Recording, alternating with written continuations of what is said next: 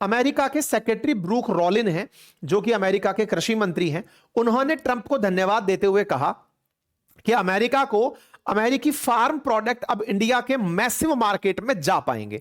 जब इन्होंने यह बात बोली कृषि मंत्री ने, तो इससे भारत के अंदर एक हलचल पैदा हुई कि क्या भारत ने अमेरिका की जेनेटिकली मॉडिफाइड फसलों को भारतीय बाजार में अनुमति दे दी है? क्या भारत ने अमेरिकी जो जेनेटिकली मॉडिफाइड फसलें हैं उनको बाजार में आने की अनुमति दे दी है? जेनेटिकली मॉडिफाइड वो फसलें जिन्हें अमेरिका जीनों में परिवर्तन करके मजबूती के साथ लेकर आता है, जिनकी प्रोडक्टिविटी अमेरिका बढ़कर करता है, भारत उन्हें इजाजत इसलिए नहीं देता क्योंकि अमेरिका में अक्सर वो फसलें जानवरों के लिए होती हैं, यहां इंसान कंज्यूम कर रहे होते हैं। दूसरा, भारत निर्भर हो जाएगा क्योंकि तकनीकी के आधार पर जेनेटिकली मॉडिफाइड फसलें अमेरिका डेवलप कर ले गया, हम कहीं ना कहीं पिछड़े रह गए हैं। ऐसे में हम कहीं ऐसा ना हो कि बीज के लिए भी अमेरिका आधारित हो जाए, तो भारत जीएम क्रॉप्स को अपने देश में आने का विरोध करता रहा है। लेकिन कृषि मंत्री के बयान से क्या इतनी सारी फसलें अब भारत में जीएम क्रॉप्स के रूप में बिकने लगेंगी, जिस पर प्रधानमंत्री ने कभी कहा था कि हम कुछ भी हो जाए जीएम क्रॉप्स को अपने देश में नहीं आने देंगे?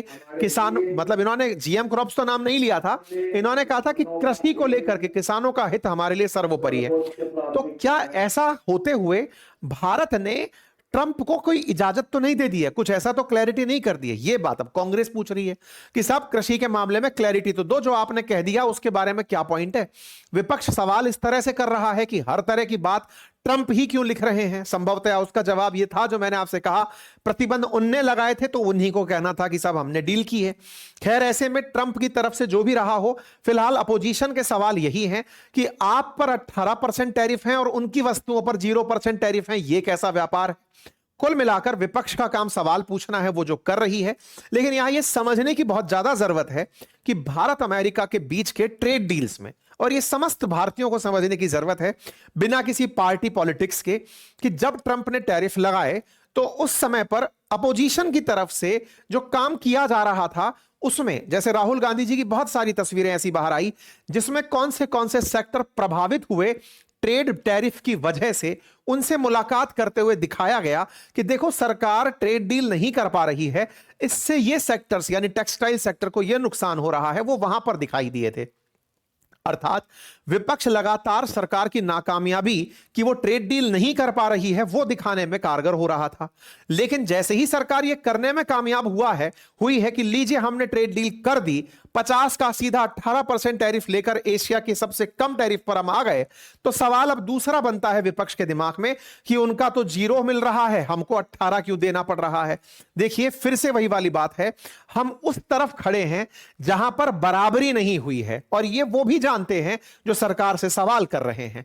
हम सरकार से सवाल करें, उससे बेहतर है विपक्ष और सत्ता पक्ष कभी इंटरनेशनल विषयों पर एक साथ खड़ी हो और एक साथ खड़ी होकर राष्ट्रीय मुद्दों पर खूब बहस हो, लेकिन राष्ट्रीय मुद्दों पर, अंतरराष्ट्रीय मुद्दों पर दोनों एक साथ खड़े होकर, क्योंकि विपक्ष के पास बहुत सारे बुद्धिजीवी हैं, लंबे समय का सत्ता का अनुभव है, अमेरिकियों से निपटने का अनुभव है, ऐसे में वो सत्ता के साथ मिलकर कोई ऐसा मंच क्रिएट करें कि हम कैसे यूनाइटेड होकर के ट्रंप को जवाब दे सकते हैं, कैसे अमेरिका के सामने भारत को बड़ा कर सकते हैं।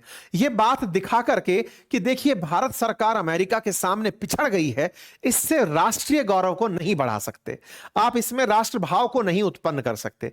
सरकार का विरोध करते करते राष्ट्र विरोध प्रतीत होने लगे, ऐसा ना हो तो उचित है। बेहतर क्या हो कि सरकार के साथ विपक्ष यह कहे कि आज हमारे देश के साथ जो ट्रंप ने किया, हम अपनी सरकार से अपेक्षा करते हैं कि आज का समय हमारे पीछे रहने का कारण यह देखने को मिला है, एक दिन जिस दिन भारत विकसित अर्थव्यवस्था बनेगा उस दिन हम उनको दिखा देंगे, क्योंकि अल्टीमेटली सत्ता विपक्ष और विपक्ष है तो भारत के ही, और दोनों ही भारत का भला चाहते हैं।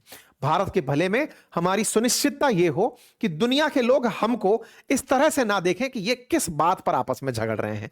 यह बात सबको पता है कि भारत के साथ अमेरिका की बराबरी नहीं है, और ना ही अमेरिका ने हमसे बराबरी का सौदा किया है। टैरिफ के अंदर जितनी भी चीजें हुई हैं ट्रंप कमा के जा रहे हैं, सबको दिख रहा है, कुछ कर नहीं पाए, ना सत्ता पक्ष को कर पाया ना विपक्ष। जो कर पाए वो ये कि नेगोशिएट करके उसको 50% से 18 पर ले आए। उसको इस बात का फर्क भी नहीं पड़ रहा था, 30 ट्रिलियन की अर्थव्यवस्था में अगर $100 बिलियन का व्यापार अटकता भी है तो उसको तो रस आ रहा था, क्योंकि दुनिया की सबसे ज्यादा पॉपुलस कंट्री को वो छेड़ रहा था। तो ऐसे में इस व्यक्ति के साथ डील करने का अनुभव साझा हो तो ये और अच्छा निकल कर आए। खैर, विपक्ष का काम सत्ता से सवाल पूछकर और सरकार को जागरूक करने का भी है, तो वो लगातार सवाल पूछ करके सरकार को सुनिश्चित कर रहे हैं, अकाउंटेबल बना रहे हैं। आप लोग इस विषय पर क्या सोचते हैं जरूर बताइएगा। ऐसे समय पर जब बजट सत्र चल रहा हो तो बजट के अंदर भी इस बात पर प्रस्ताव लाने की बात चल रही है कि सीधा एडजर्नमेंट मोशन लाया जाए और सरकार पूरे देश को बताए कि बताओ क्या क्या डील हमने यहां पर फाइनल की है। लेकिन जो भी हो, बाजार ने इसे बड़ा सकारात्मक रूप से लिया है। ले भी क्यों ना, जब पहले 85,000 से 72,000 के अंक तक टैरिफ के चलते भारत का बाजार गिर गया था, ऐसे में जब यह सूचना आई कि बाजार में ट्रेड डील हो गई है तो बाजार ने सीधा सीधा 2,500 अंक की बढ़त देखी है। निफ्टी हो या बीएसई हो, इन्होंने बढ़त देखी है। यह बढ़त और ज्यादा देखी जा सकती थी, रातों रात बढ़त देखी जा सकती थी अगर ये 10% तक ही टैरिफ बैरियर रखे जाते। 18% की जगह अगर 10% के आसपास की वैल्यू आती तो इसके अंदर और सुधार देखने को मिल सकता था। और भी भविष्य में सुधार देखने को मिल सकता है जब क्लैरिटी आना शुरू होगी कि ये 50% से सीधा घटकर 18 हुआ है कि 25 से 18 हुआ है। अभी इंतजार है, डॉक्यूमेंट्स के बाहर आने पर बाजार में राहत की सांस आएगी, बाजार ग्रोथ करेगा, ऐसी सभी को उम्मीदें हैं, क्योंकि अल्टीमेटली बाजार के अंदर रुपया मजबूत हुआ है और अब स्टॉक मार्केट अपनी दिशा पकड़कर चलने लगा है। आप लोग इस विषय पर क्या सोचते हैं, अपनी राय जरूर रखें। चैनल पर नए हैं तो सब्सक्राइब कर लीजिए, अपने साथियों से इसे अवश्य साझा कीजिए। साथ ही हमारी पुस्तकें अगर आप ऑर्डर करना चाहते हैं तो YouTube स्टोर पर पिन है, आप उन्हें ऑर्डर कर सकते हैं। फ्री डीमैट अकाउंट खोलने के लिए लिंक डिस्क्रिप्शन में है। चैनल के साथ साथ अगर आपको स्टॉक मार्केट मोटिवेट कर रहा है कि हमें ट्रेड करके इसका लाभ सुनिश्चित करना चाहिए तो आज ही जाइए, ट्रेडिंग सीख लीजिए। मैंने बहुत ही खूबसूरत तरीके। चैनल पर नए हैं तो सब्सक्राइब कर लें, अपने साथियों से जरूर साझा करें। वीडियो में इतने लोग प्रेजेंट थे, लाइक कुछ ही संख्या में है, तो इतना तो कष्ट कर ही सकते हैं। साथियों से जरूर सब्सक्राइब कराएं। साथियों, होता क्या है ना, एक बहुत अच्छी बात बताता हूं मैं आपको।